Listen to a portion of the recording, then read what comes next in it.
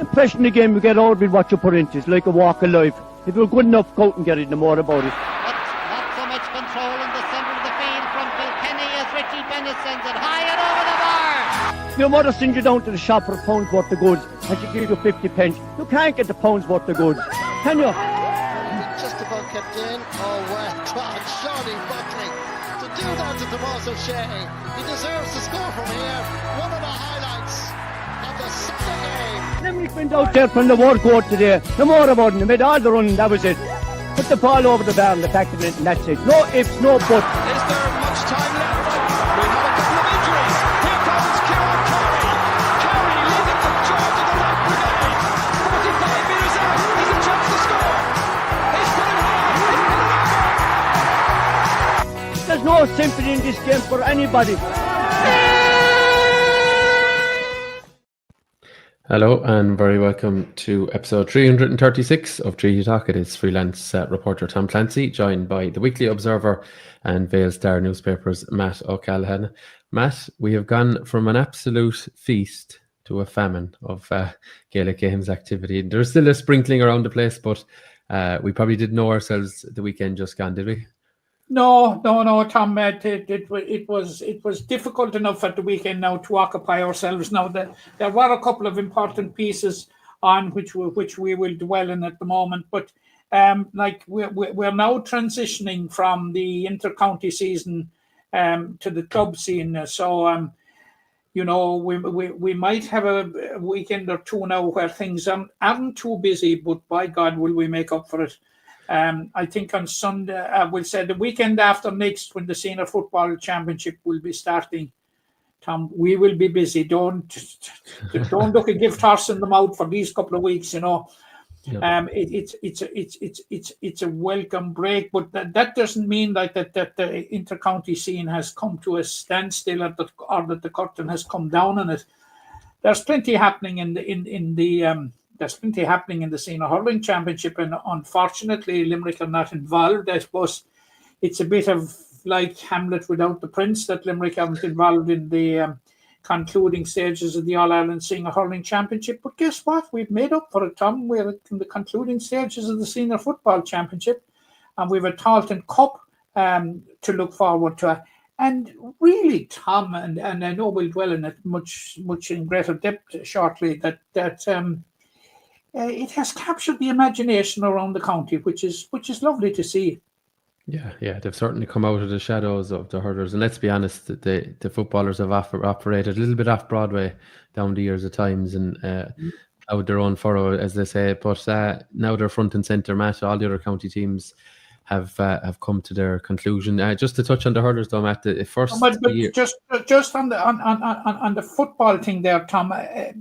They've won 5 games in the Talton Cup, which is absolutely fantastic, Tom. But what is really attracting people and what is really waking people up is the quality of the football that they're playing.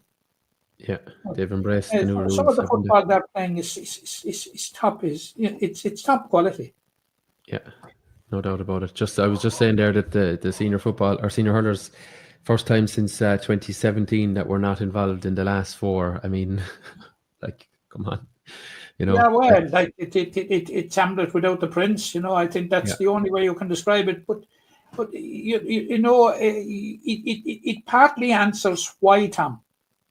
It partly answers why, because you've been to the semi-final stage for 8 years. You won 5 All-Irelands. You won 6 Munsters. Tom, when you reflect on it, Limerick won 14 major titles in 7 years. 6 Munster titles, 5 All-Irelands, and 3 National Leagues. And believe it or not, Tom, there are people in this county that are still not happy. The bar has been lifted, Matt. Very lifted. They're still not happy, and they're blaming John Kylie, they're blaming the players, they're blaming blaming the pet cat. But it is. I understand why we're not involved, Tom. If we basically have had an unchanged team over that 8 years. And if you just think of the sacrifices that they made for our gratification, those players, if you just think of the effort that they put in over that period, being in involved every year for such a prolonged length of time to the All-Ireland final and to the semi-final. Like, Tom, is it any wonder, that maybe that they're out this year and need a break from it? Yeah, I know. And look, hopefully the hunger and the desire will come back next year as a group, and we'll see as the time goes on who will be there and who won't and all the rest of it. And it'll all come up, but there's plenty of time for chewing the fat over the autumn and into the winter. Just to go back to the footballers, Matt, from my point of view, I know yourself and myself have been discussing with various people who we would call football people, in inverted commas, around people who would sympathise with the footballers first. Those sorts of people these are the people this day set up for. I don't think I think it could be 50 or 60 euro for stand tickets for this game. It doesn't bother them. It's double header with the Kerry game, and a huge day out. I think those are the people now that are just going to be nearly restless in the next week or 10 days leading up to this. And it's great to see that buzz in those people when you meet them, when you speak to them, and when you talk about the game to them. It's really exciting times for those people in particular who've soldiered so long supporting the team in various ways, whether it's coaching at their club or in county teams. The people around about, Matt, that have just been I know the football cohort, Tom, and like we had a classical example of it here 2 weeks ago when we Declan Bruder in. He lives and breathes football, and was in the last Limerick team that played in an All-Ireland final in 2000 when he was a member of the under-20 team that were beaten by Tyrone in the All-Ireland under-20 final, and has since coached Limerick at under-20 level. But for guys like him, and Declan Bruder makes, and the people like him, they don't make any secret of the fact that they're really chuffed now at the way that the football are performing. And for the footballers themselves now, Tom, they had an open evening last Thursday evening, which was very well attended. And I thought, I was there early, as you know. When I go to these things, I go early. And I to be honest, Tom, I was very, very doubtful about it because there was nasty rain falling in the 3/4 of an hour before the lads went out, and as the lads were going out. But Tom, it didn't deter the crowd. It didn't deter the enthusiasm one iota. People were very, very glad to meet and read the players and see them in the flesh. The men that were going back to Croke Park, Tom, for a third time in 1 year, which, like, if you said that 4 or 5 years ago, if you said it 2 years ago, that in 2025 Limerick would be would play 3 major games in Croke Park in the space of almost 3 months, slightly over 3 months, you certainly would be arrested. Good. And contesting silverware in 2 of them as well, Matt, just to point that out as well. People would give up on you, and you would be regarded as a threat nearly to society. But it is what it is, and it is what it is, and it is what it is because of hard work. Jimmy Lee, one has to say, Tom, has done a magnificent job. He's done a magnificent job, first of all, in assembling a very, very strong backroom team who know their onions, as is said, and who know what the preparation of teams is all about. And in turn, they have assembled a great squad of players. And I was only reflecting on it today, Tom. 5 wins in the Talton Cup. And you're into this statistic that Limerick have won 5 championship matches in the 1 year, which is a record. Never happened before. When they won the All Ireland in 1887, I was away somewhere that day, and again in 1896. The sum total of their involvement was 2 or 3 games to win it. Yeah, I think it was a 3 in the first All Ireland. Was it 3 games? And I think it was 4 in the second games. one.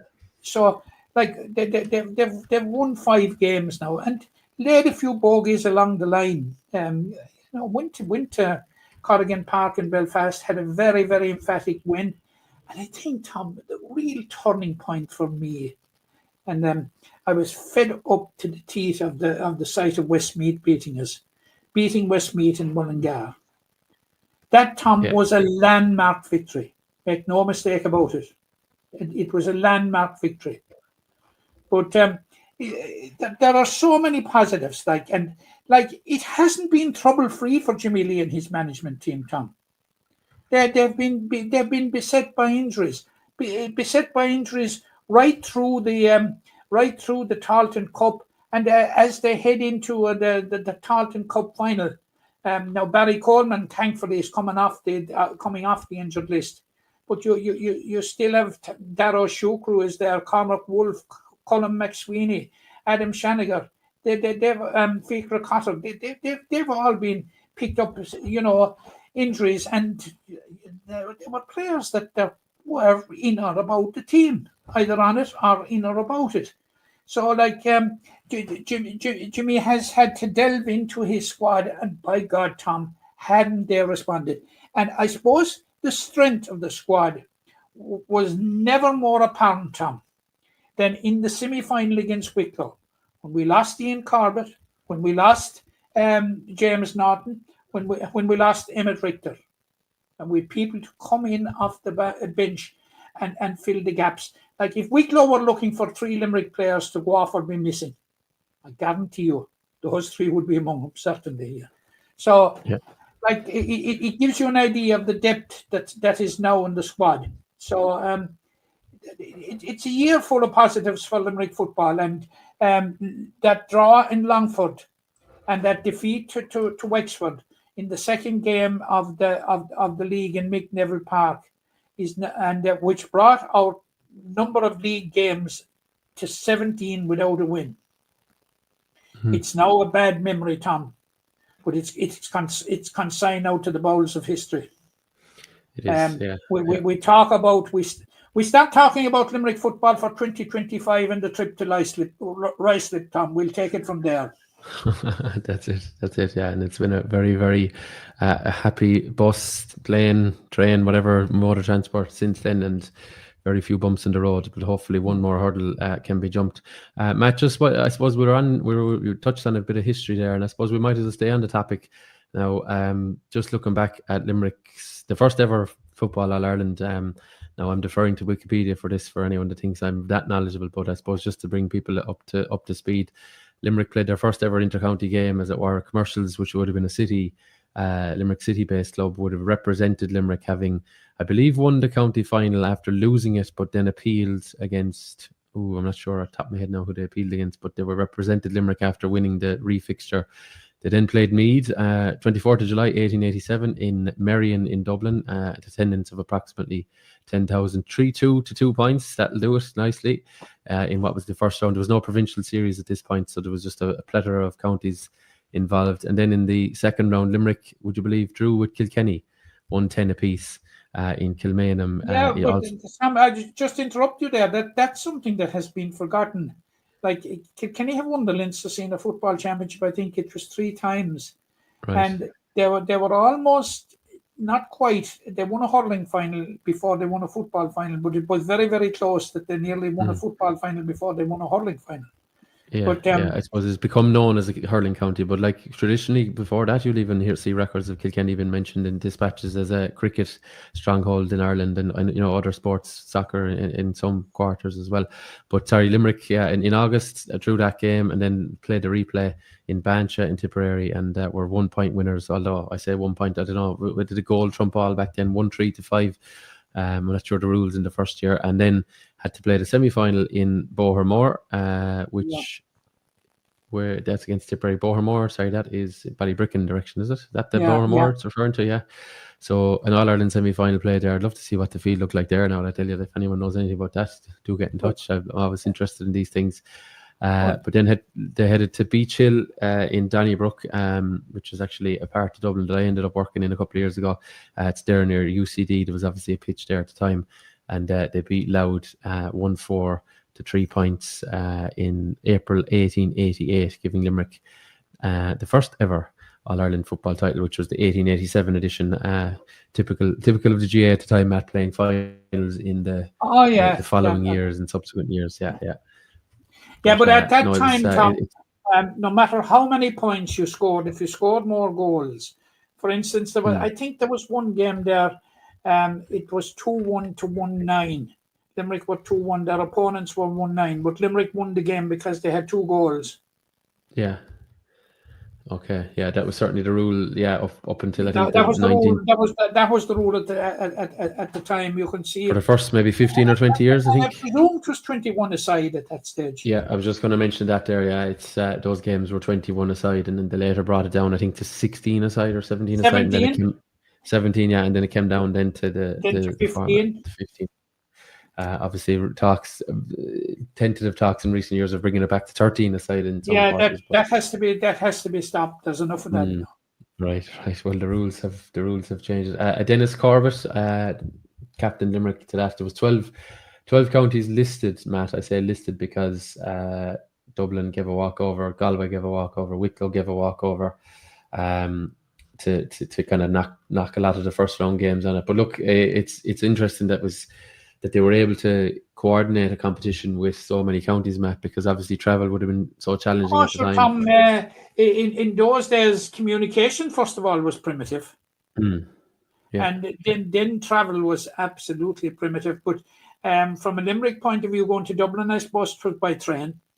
Yeah, by train, yeah. And then obviously they ended up with the replay in Bancha, which was more, over in Tipperary to play Kilkenny. And then obviously... That was probably the horse and trap.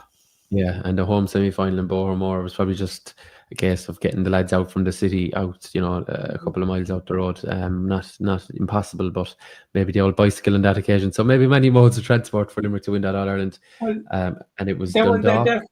There certainly were not any top-of-the-range coaches like Griffin coaches transporting Limerick players back in those days, Yeah, no, indeed not. It was Dundalk Young Ireland's representing Louth on that occasion. But Limerick then, as we said last week, Matt, I think we touched on it, went on to play in the 1896 All-Ireland, having won, I think it's Limerick's only Munster title, isn't it, in football? Yes. And then winning Munster after beating Cork, beating Tipperary and beating Waterford. So no sign of Kerry at this point. Probably no harm. They've won plenty since. But Limerick then straight into the All-Ireland final against Dublin. And I saw a statistic the other day, Matt. I came across it on Twitter. Limerick are the only football county to boast a 100% record against the Dubs. So yes, against the Dubs. Yeah, one from one. But Limerick are the only county in Ireland, Tom, to appear in an All-Ireland senior football final, and they've done it twice and not to lose. Right, not bad. Yeah, that's something they hold uniquely. They held it with Down until Down lost to Cork in 2010. Now Down had appeared in a number of finals. Yes, that was Down's 6th final, I think, because I remember Down winning in 60, 61, 68, 93 and 95, was it 92, 94, along that period. And also with Donegal, who lost to Kerry, I think, was it in 2015. They had never lost an All-Ireland final. But Limerick alone now are the only county that haven't lost, that have qualified for an All-Ireland senior football final and haven't lost. So, not a bad record to have. No, that will count for very little on Saturday week. No. But I think it's it's nice just to show where the games have come from, especially in those early years. Yeah, and the second All-Ireland that Limerick won, as I said, was against the Dubs. Played in Jones's Road. I don't know, is it the exact site where the Croke Park pitch is now? It's probably somewhere along that area. Some version of it anyway. Yeah, some version of it might have been orientated slightly different or something like that. But that's what it was. And the Cork referee, geez, I wonder what mileage expenses he got for to get up to Dublin in January of 1898. But anyway, having a mile. Farthing a mile, yeah. But just looking at a lot of the whole Leinster Championship, funnily enough, was played at the Jones's Road venue. Every single game according to record, and Mallow seems to be used quite frequently in the Munster Championship, which comprised of the 4 teams. But Limerick had to go the long route through the quarter final to win it. But it's Limerick's Matt appearances even in Munster finals beyond that were quite sparse at senior Quite level. fast, yeah. I remember the '65 Munster final. I was at it. Limerick hadn't been taking part in the Munster Football Championship until Yeah, they kind of reverted to 1965. junior for a while, hadn't they? They were training. Yeah, they were in junior for about 30 years without taking part in the senior football, and then they into the senior football, and they created a major shock in Killarney in the semi-final when they beat Cork. I think it was 2-5 to 7 points. What year did you say that was? Sorry, It's 1965. 1965. Yeah, and they were beaten by Kerry in the final. Is that right? They were beaten by Kerry in the Gaelic grounds after leading at half-time by 2 clear goals. Right. Yeah, and I suppose the games would have been lost scoring. I'm just looking at. If Jack was around now, he would want to dwell in it in depth because you had Bob Walsh in goals from Askeaton. You had Liam O'Shaughnessy from Askeaton. You had Basil Fitzgibbon from Askeaton. You had Tony Fitz, centre half back from Ballysteen, and Tommy Carrick from Ballysteen. So a third of the team came from Ballysteen, and like Benny Harting and Eamon Cregan were very good hurlers. They were on that football team, as was Mick Tynan, who was a great double dual player in his day, the late Mick Tynan, and of course it's unfortunately the late Tommy Carrick now, but. You'd Paddy Reedy, I think he was from around then. You had John Hearn, you had John Milan, Davy Quirk, the late Davy Quirk from Ula. I'm just looking at some of the scores on today. Eamon Cregan top scored in the match with 1-2 out of Limerick's 2-5. There was you said M. Tynan, was it Mike Tynan, was it? Mick Tynan of Clahan, yeah. Yeah. T. Meany. Tommy Meany of Treaty Sarsfields. P. Reedy. And Jay Milan, you said Paddy John Reedy, Milan. John Milan was a Taya. Paddy Reedy, I think he was Glenn. Right, yeah. 2-5 to 6. Sorry, there was the semi-final. I beg your pardon that I was looking at the scores from there. 2-5 to 6 winners over Cork in Fitzgerald Stadium. In Killarney.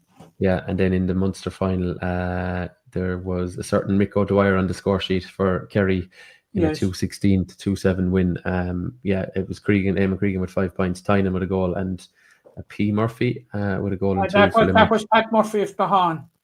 Right, yeah. So Clahan influence, as they were strong at the time, Matt, in both codes, weren't they? So there was a good influence. It was 2-5 to 5 points or 2-6 to 6 points at halftime. And Kerry, ran well clear in the second half. So, I actually looking at the Kerry team of the day. The most obvious then being Mick O'Dwyer that jumps out to me. But you've the likes of Donny O'Sullivan, Johnny Cullity in goal. I think only passed. Johnny died recently. Donny O'Sullivan, great footballer. He played in that. He featured recently in that series Hell for Leather. Oh, very good. Right. Yeah. I suppose it's interesting to see Mick O'Dwyer. Was Mick O'Connell there that day? Mick O'Connell, he was listed at number 10, I believe, or sorry, centre forward, number 11, and captain was Gerd O'Connor, Jerd. No, that was Gerdy O'Connor. Gerdy, that's just the way they listed here, yeah. But Limerick's, I'm not sure when was their next Munster final match. You educate me here now, but I think it might have been 1991. Yeah, okay, when they lost Kerry in Killarney, I think, wasn't it? In Killarney by 2 points, I think. Right. And then I suppose we're kind of coming around to it now, Matt, the great 21s team that in third gave us a great senior team as well. Just before I mentioned the 21s getting to an All-Ireland final, which is the last Limerick team in an All-Ireland football final, what came of it then, of course, was that drawn Munster final in 2004, great Munster final battles with Kerry being that year and the replay indeed. I think another one in 2009 with Cork, wasn't it? Yeah, that was the day that Daniel Goulding got a great goal, but Limerick was so close to it that day, creating just a major shock. Just couldn't get the scores in late in the game that could have, should have, would have, you know. Goulding got one chance, and it was a fantastic goal. I remember it. It was a goal of winning the match, and it did, you know. But it was a fantastic score. Like, and we had the opportunities that day, and we just didn't take them, you know. But that team in 2004, Tom, the nucleus of that team was that 2000 team. And there was very little made of it at the time, Tom, 25 years ago, about that team. Limerick were within a whisker of completing a unique All-Ireland under-21 double. Because the hurlers won it, the footballers, and you had the like of Brian Begley, you had the like of Stephen Lucy, you had the like of Conor Fitz, Colm Hickey, Mark O'Riordan, who were dual stars and was so close to picking up 2 All-Ireland medals in the 1 year. It would have been a phenomenal achievement. It was a phenomenal achievement for them to get to the final, Tom. And if you look at the squad, Mark O'Riordan, Brian Geary for a short while, but more so for hurling, Conor Milan, Stephen Lucy, Tommy Stack, Jason Stokes, John Galvin, Pat Ahern, Timmy Carroll, Declan Bruder, Conor Fitz, Brian Begley, Colm Hickey. The contribution they made to the Limerick senior football team in subsequent years was phenomenal. Limerick's appearances and Limerick's close calls in the subsequent Munster finals after 2000 were due to the nucleus of that team. If you go and see the Limerick teams that lined out in those particular finals, you will find that it's dotted with players from that 2000 team. Yeah. They won the Munster final against Waterford and then went on to beat 6 points to 4 in Dungarvan, and we were sitting on the edge of our seat, Tom, and fit to fall off. It was so close. We had beaten Cork. We were pretty sure, that we'd beat Waterford, but by God, nobody told Waterford. And actually, Waterford, they weren't the whipping boys back in those days, because Limerick won it in 2000. Waterford won it in 2002. I checked the records there. Waterford won the Munster under-21 football championship in 2002. And Limerick contested the final the following year and was beaten by Cork. To bring it back to your point of... I think well beaten actually, but if we're finished the following year. But just looking at that 2004 Munster final, you mentioned the nucleus of it there. Sorry? 112 to 8 points, I think they were beaten the following year. 112 to 8 points. Yeah. But just looking at the Munster final team the following year and just seeing it here. You mentioned Mark O'Riordan, Tommy Stack. They were in the full back line. Johnny McCarthy, Shamie O'Donnell behind them in goals. Conor Milan, Stephen Lucy, and Stephen Lavin, the half back line. John Kwan, John Galvin. At midfield, Owen Keating appears to have lined out at wing forward with Maurice Gavin and Jason Stokes beside him. Conor Fitzgerald kicking 2 points from corner forward. Stephen Kelly and Mike O'Brien, is it? Or M. O'Brien? Sorry, Mike O'Brien. Yeah. There you see now. There's quite a lot of. There's quite a lot of those that I think you named 7 of them. Yeah, that were kind of 24, 25 years of age at that point.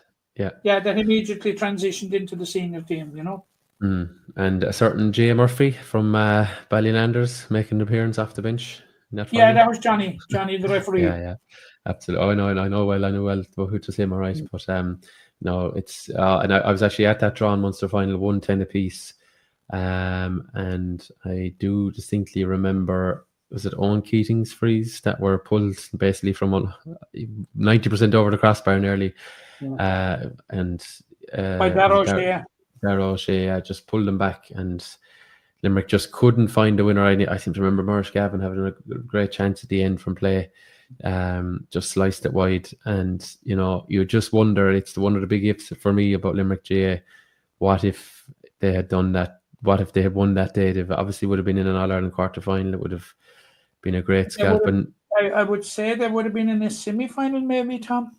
Well, no, it was gone to the quarterfinals by 2004. Yeah, so was it? Yeah, but not very long, I'd say, because because the 4 provincial champions in the semi-final for years and years. Yeah. No, it was the third year of the qualifiers.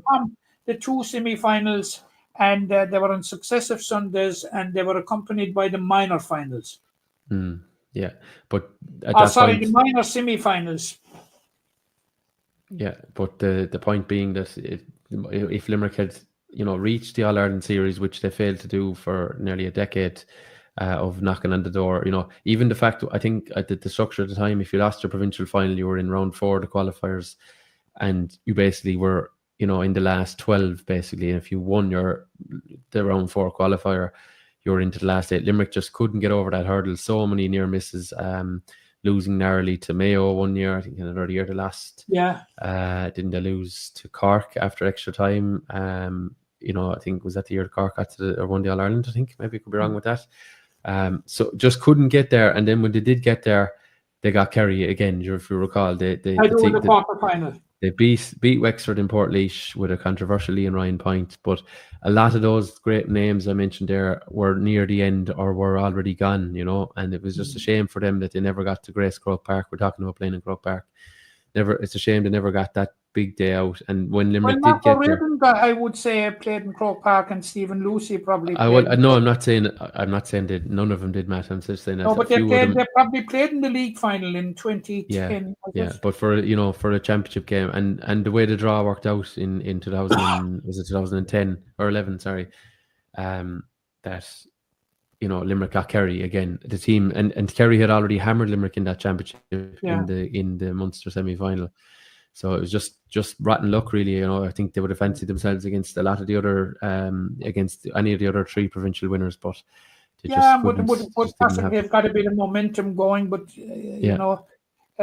for so long we have been dogged with bad luck, and look, we won't go there, Tom.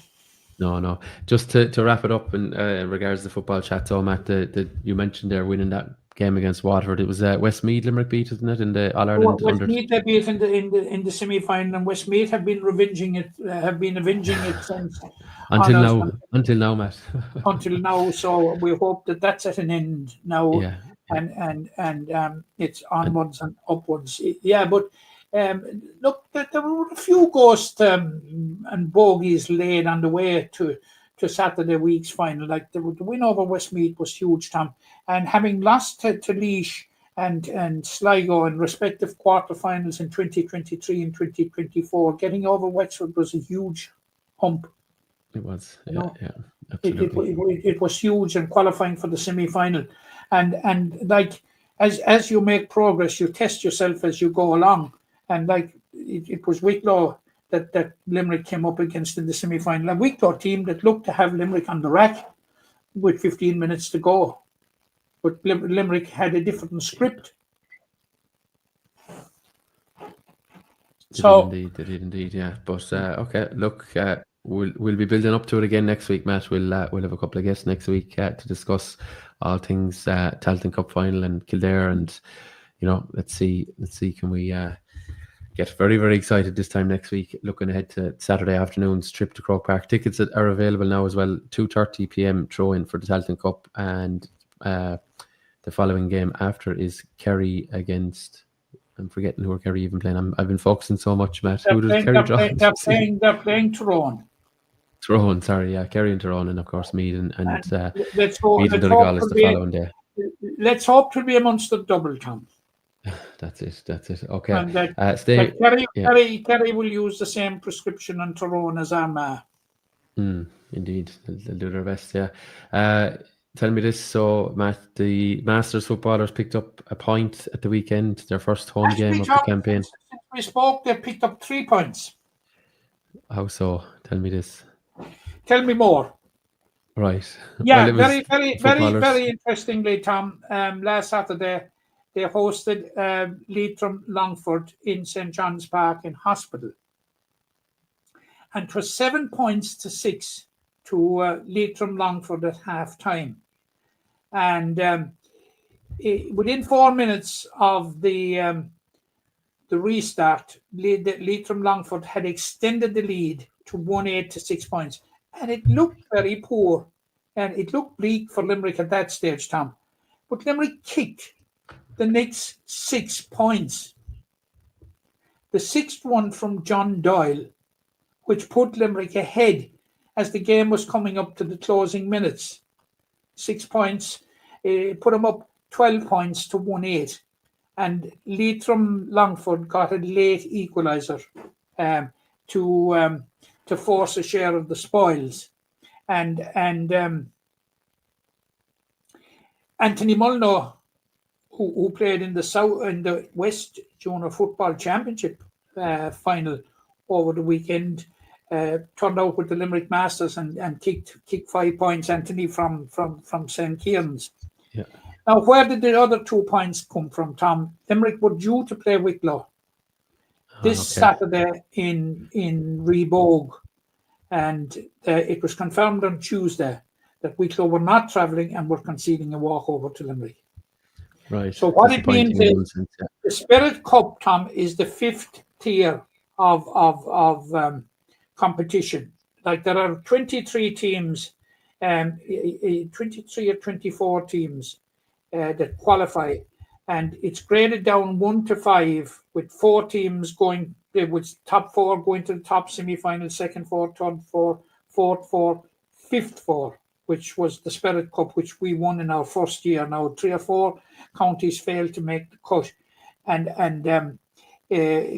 what it means, and I was in touch with Anthony McCarthy during the week, that Limerick are guaranteed at least coming into the 4th tier at this stage, and very possibly the 3rd tier. Certainly into the 3rd tier, which would be fantastic, were they to beat Mayo in the final round, which is going to be played at a neutral venue in 2 weeks' time.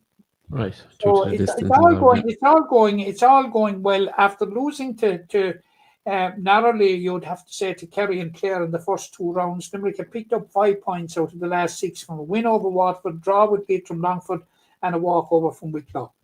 And last Saturday, Anthony informed me that he was without 10 players, Tom, through injury, and 3 more on holidays. Right. Not bad. Still had a competitive squad, yeah. They still pulled it out, which is great, like, because they're obviously enjoying it immensely, and the camaraderie, and the post match is one of the big things of it. As you can what imagine, do you mean by that now?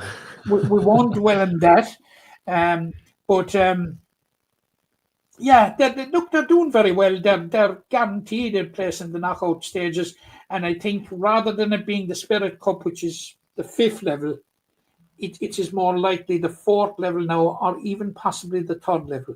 Okay, so we'll just see. We'll have to see how the Mayo game goes, and all the other, how the cards fall. Anthony did say to me like that the target at the start of the year was to get above the Spirit Cup level, which we won 2 years ago, which is great, absolutely great.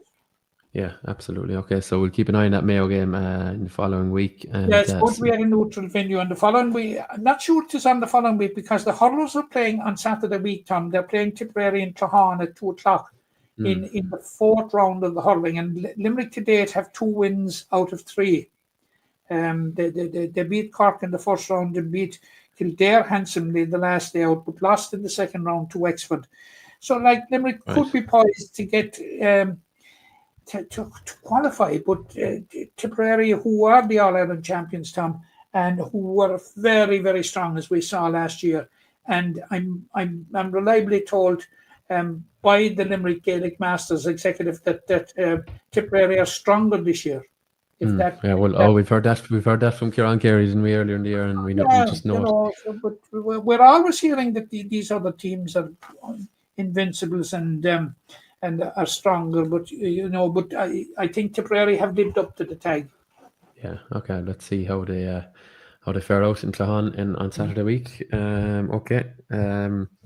That's it in terms of the Masters. Matt, you were hurling wise not an awful lot on our agenda this week. We might. I mentioned Johnny Murphy there. He'll be down to referee the All Ireland semi final between Cork and Dublin at the weekend. Another feather in the cap of the Glenrue Ballylanders clubman. And Johnny's, I suppose 18 months really has been phenomenal. He's ref so many of the big games, finals. Obviously, he ref Fitzgibbon Cup final, All Ireland final. He's done, I think, Leinster final. There's just so much top of my head. Other than that as well, he's done them all. I don't know why people are wondering that Johnny Murphy is getting all these big games, because I'm not in the slightest bit wondering or surprised about it, because Johnny Murphy is a damn good referee. Johnny Murphy is a top class referee. And I see the keyboard warriors having a go at him. I said to him, how dare they? Yeah. How dare they? His I know. performance in last year's All-Ireland final was absolutely top class. Top class. It brought a refereeing to a new level. Absolutely top class. And I'm absolutely delighted that there was very little, people thought that Cork got on the wrong end of it, but there was very little whinging coming from Cork about it. Donald Cusick came out immediately after the match in the All-Ireland final last year and said, don't blame the referee. That should be enough for people. Yeah, absolutely. I mean, So they don't seem to have any difficulty with it. no, big. The vilification that Johnny has suffered at the hands of keyboard warriors who never put a whistle in their mouth, Tom, is a disgrace. Yeah, I know himself and his officials. Look, they're obviously the powers that be are looking at Johnny's performance in totality and not, on microcosms and saying that. Tom, this is not a Glenroe Ballylanders thing with me.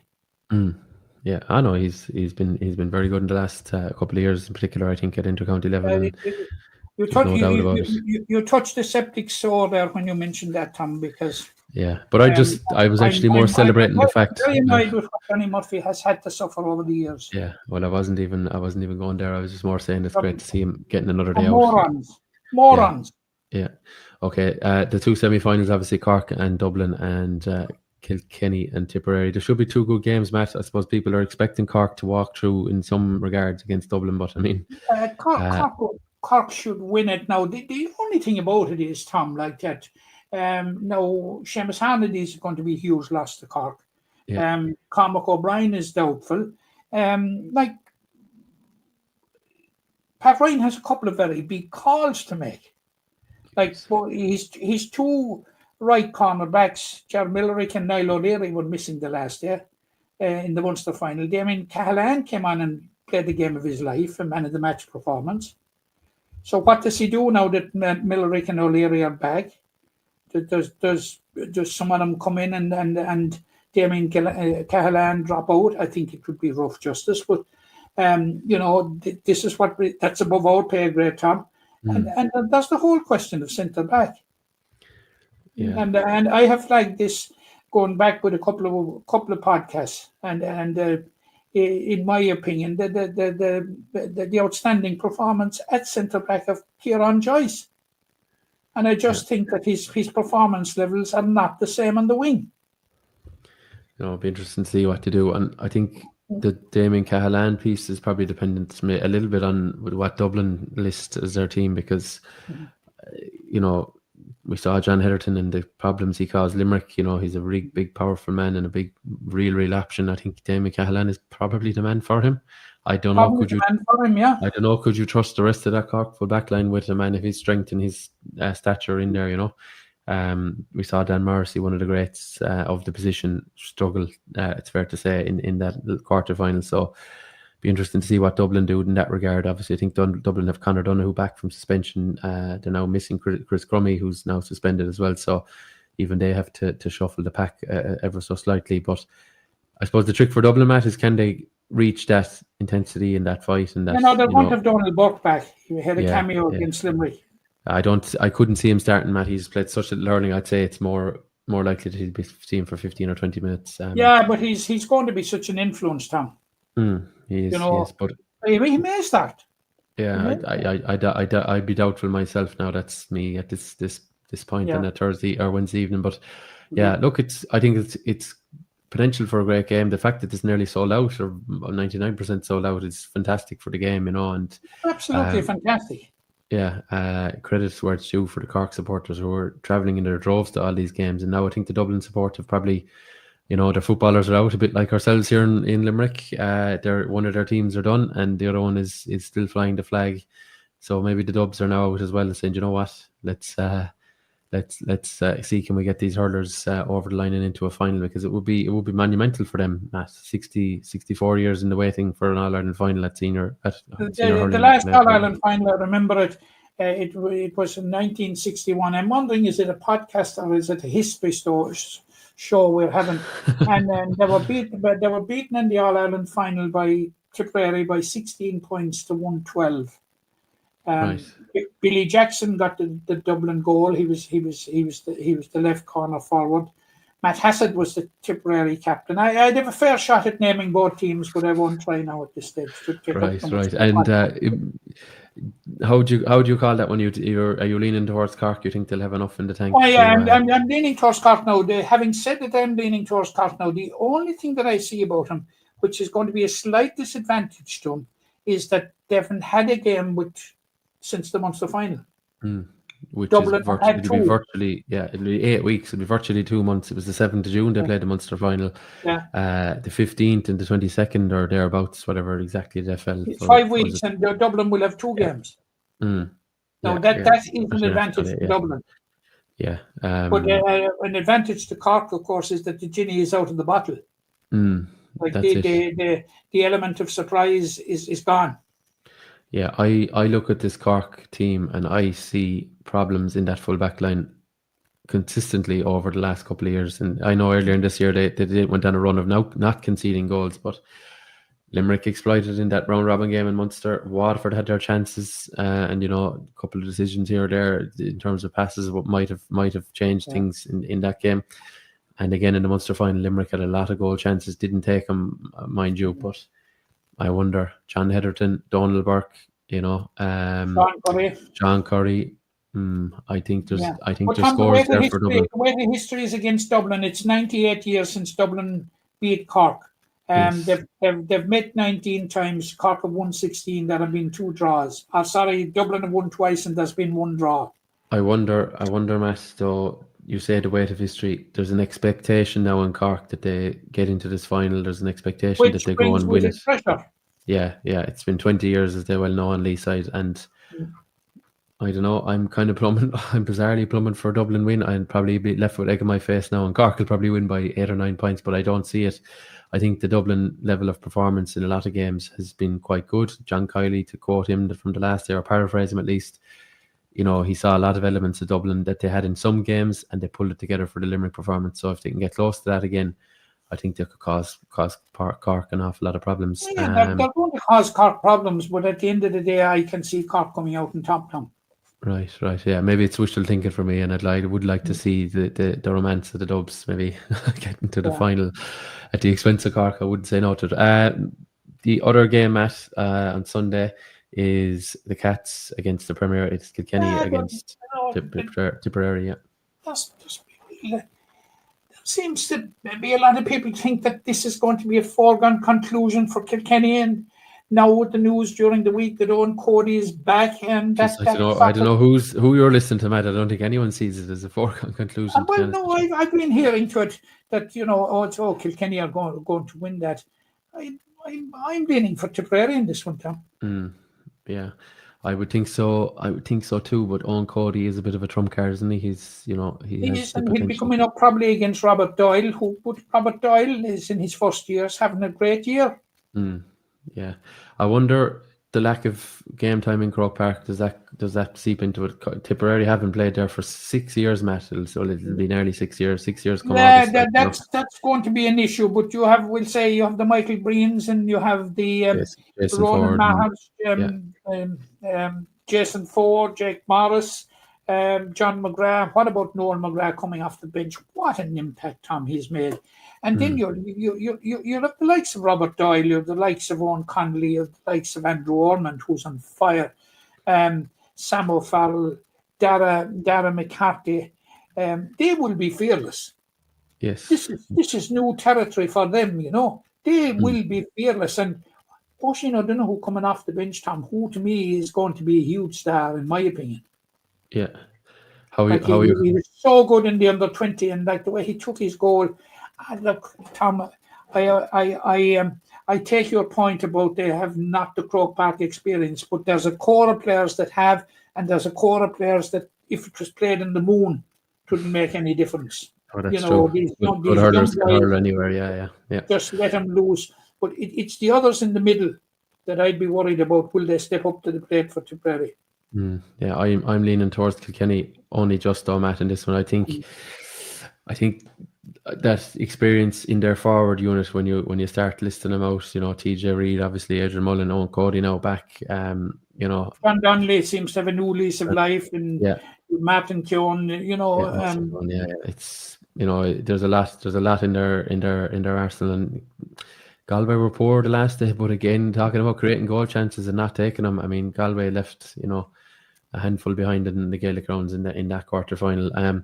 It's just the only thing I'd say about both teams is they haven't really been pushed to the pin of their collar for a long time in this championship, because Tipperary, finished in round 4. They didn't have a game in round 5, and then eased past Laois, and then eased past Galway. Kilkenny kind of breezed their way through Leinster. Leinster final was only a contest late on when they let their guard down after racing. I think they were gone 10 or 11 points up.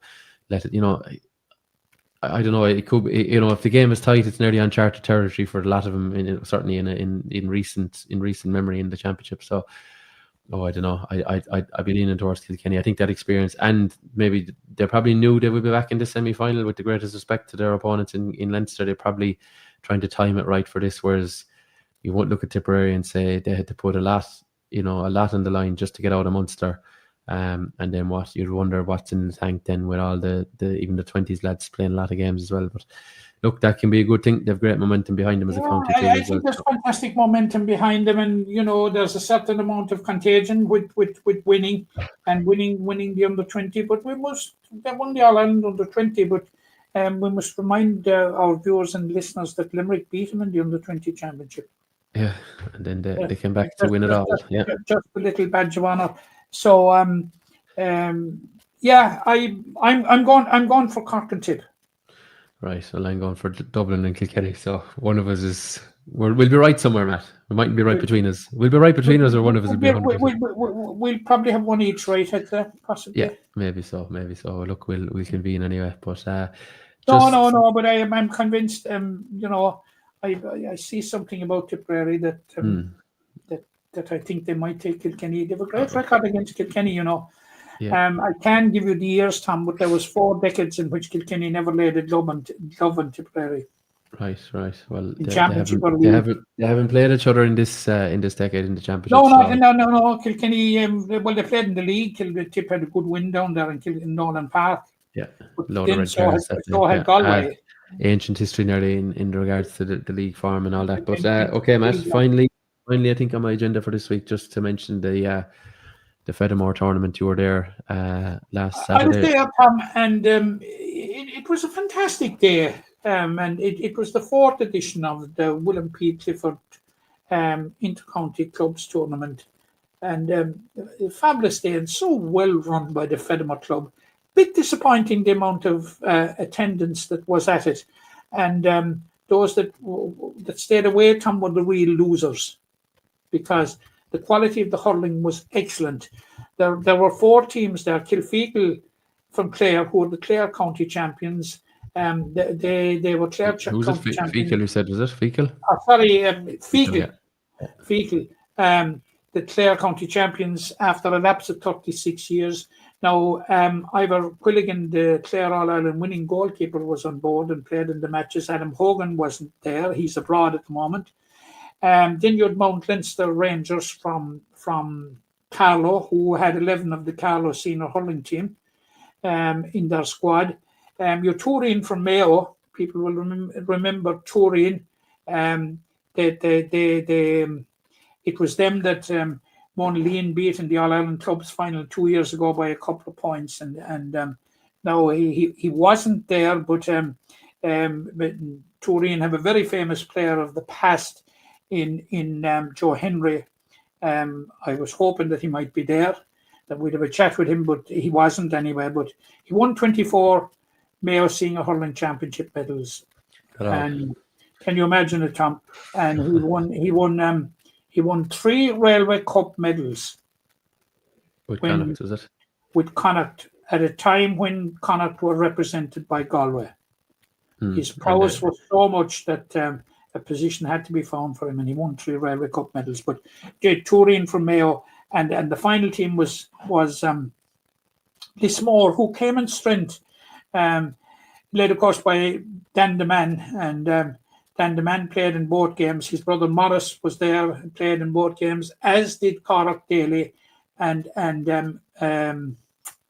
Jack Prendergast. So it was very good. Now, Fecal would have started out. We were debating it down there before the competition started, and we sort of concluded that Fecal would be the favourites. The champion club of the champion county. And but they fell at the first hurl. They fell to Mount Leinster Rangers in the first game, and that meant that Mount Leinster Rangers went on to contest the William P. Clifford Cup, and Fecal were reduced to contesting the Shield. In the second semi-final, we had Lismore, who had a good win over Toureen. I think they won 220 to 116, something like that. And what it set up a Shield final between Toureen and Fecal. And again, Fecal fell. Toureen won the Shield. Yeah. And then, of course, it all built up to the William P. Clifford Cup final, which was between Mount Leinster Rangers and Lismore.